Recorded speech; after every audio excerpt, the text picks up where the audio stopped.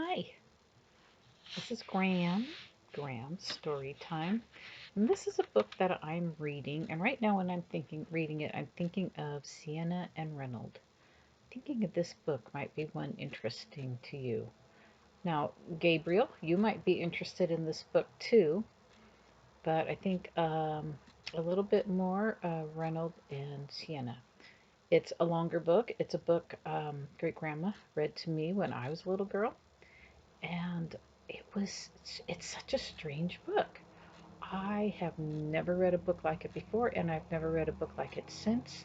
It's a mystery. Some scary things happen, but some very interesting things happen too that aren't the scary things. And it's a book that makes you think. You think, what's going to happen next? And so I thought I bought it because I said, oh, I wonder if you guys would like to hear this story. So it is called The Diamond in the Window by Jane Langton. And there aren't very many pictures. It's a chapter book. And so you don't even have to look at me while I'm reading. And I sat in a really comfortable place. I'm sitting on my bed because that's my most comfortable place to read. And I'll read one chapter at a time. And then I'll post the chapter. And then I'll read the next chapter. And I'll be sure to put chapter 1, chapter 2. And after I read, I'll show you pictures. I'll show you the picture before and then afterwards. And let me know if you like this story. Okay, so here is the first picture. Can you see that okay? And it says, Edward misbehaves. Now you have to remember, great-grandma read this book to me when I was a little girl. And so it was already an older book by that time.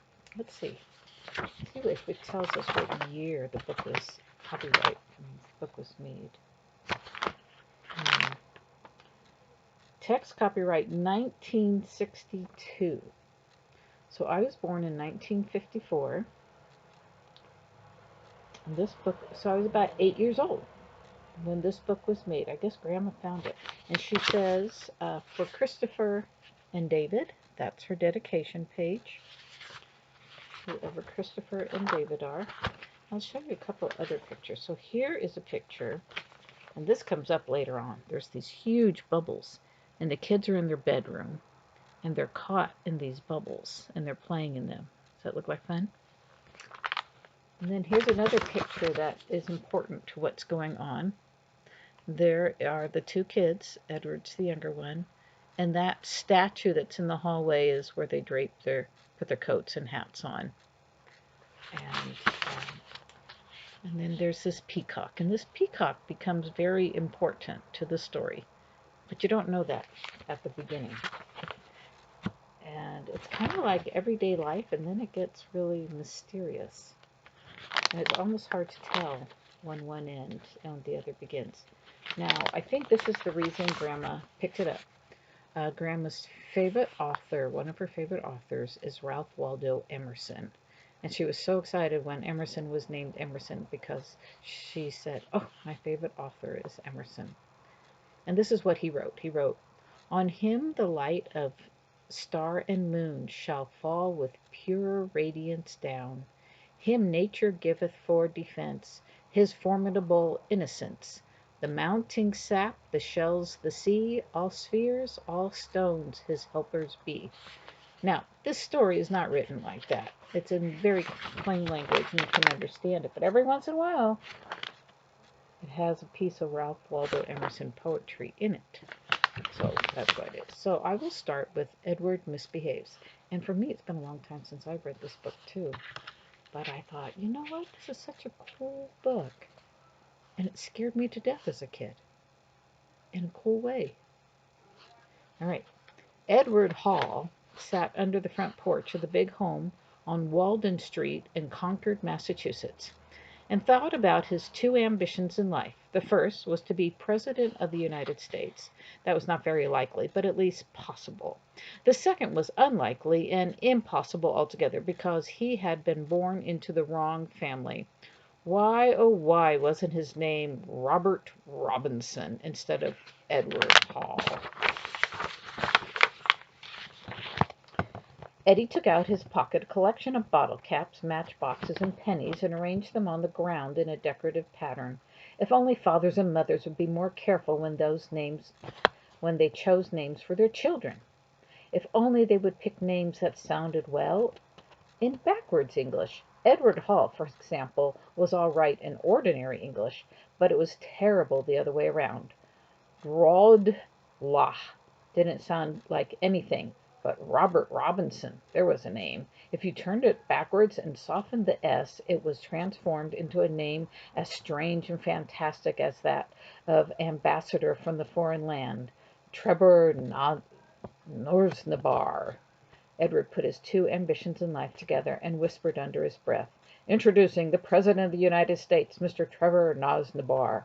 How glorious, Edward sighed. Now, I'll have to tell you, after we read this book, we all took our names and turned around backwards. And my name, Eileen Nagle, comes out Elgan Neely.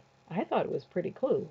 Elgan Neely. So that's my name backwards. What's your name backwards? If you wrote it out and did it completely backwards, if your last name's Nagel, then your first name would be Elgan, because I already figured that one out. But what would the rest of your name be? His older sister squeezed through the broken place in the lattice and squatted down beside him. Eleanor was taller and thinner than Edward, and she wore glasses because her eyes were weak. Her hair was red, like his, and it hung in a long pigtail down the middle of her back. Eleanor was very fond of a boy in her class named Benjamin Parks. She switched her long pigtail over her shoulder and stared earnestly through the broken slats. "Someone's coming," she said, "and you know who it is? It's Mr. Preek. What do you suppose he wants with Aunt Lily?" Mr. Preek was the president of the bank, and a select man. With him was a secretary, Miss Prawn. These two sterling citizens of Concord had decided to take matters into their own hands. In their opinion, this affair of the Halls had been allowed to slide along in the most slipshod way for far too many years. It was high time some responsible person did something about it. They meant to, and here they were.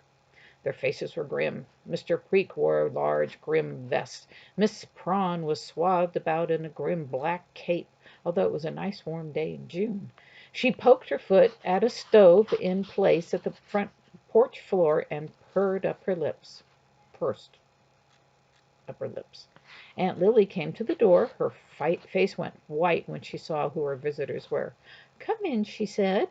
The visitors stayed exactly 10 minutes. When they came out, Eleanor and Edward were still under the porch, listening through the hole in the floor. "As soon as I possibly can," said Aunt Lily.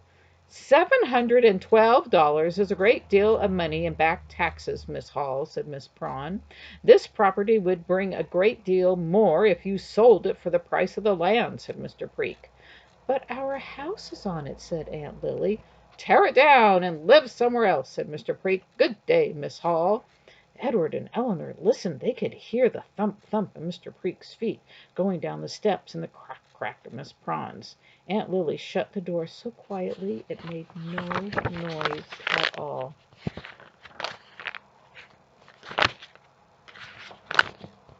Mr. Preek stopped at the gate and looked back. Miss Prawn looked back too and shook her head. The two were talking about the house. Eleanor and Edward, hidden under the porch, listened with all their ears. "A monstrosity, of course," Mr. Preek was saying. "Those dreadful towers, those turrets." "And on such holy ground," said Miss Prawn, "the sacred soil of Concord, cradle of American liberty." "Where the Minutemen fought the first battle of the American Revolution," said Mr. Preek, "on the 19th of April in 1775 at the old North Bridge." "As the crow flies," said Miss Prawn, flapping her black cloak and looking like a crow herself. "Hardly a mile from this spot."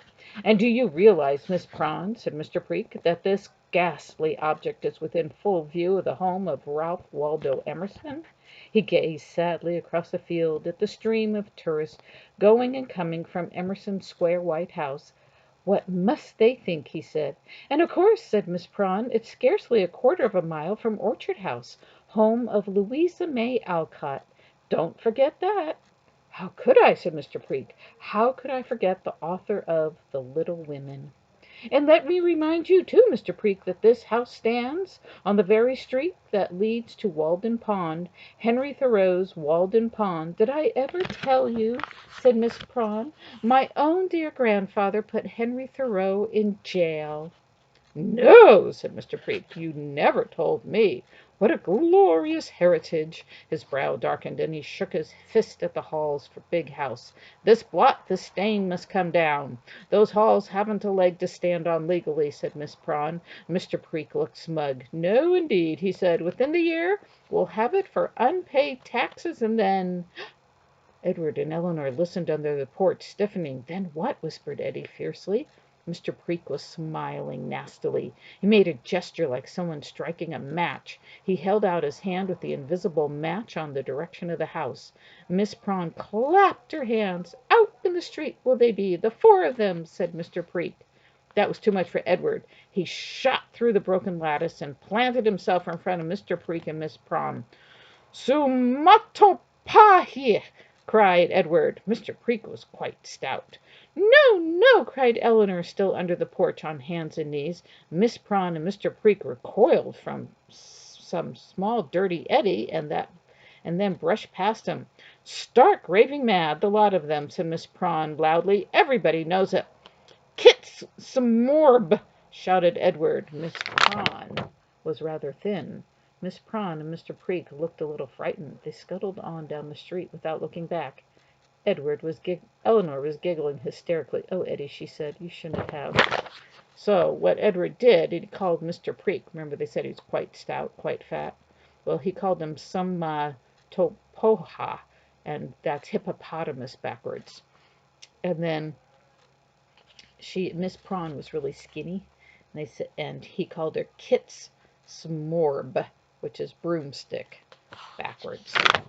So through this whole book, they'll be doing a lot of words backwards like that. Okay, that's the end of chapter 1, and so I will stop now.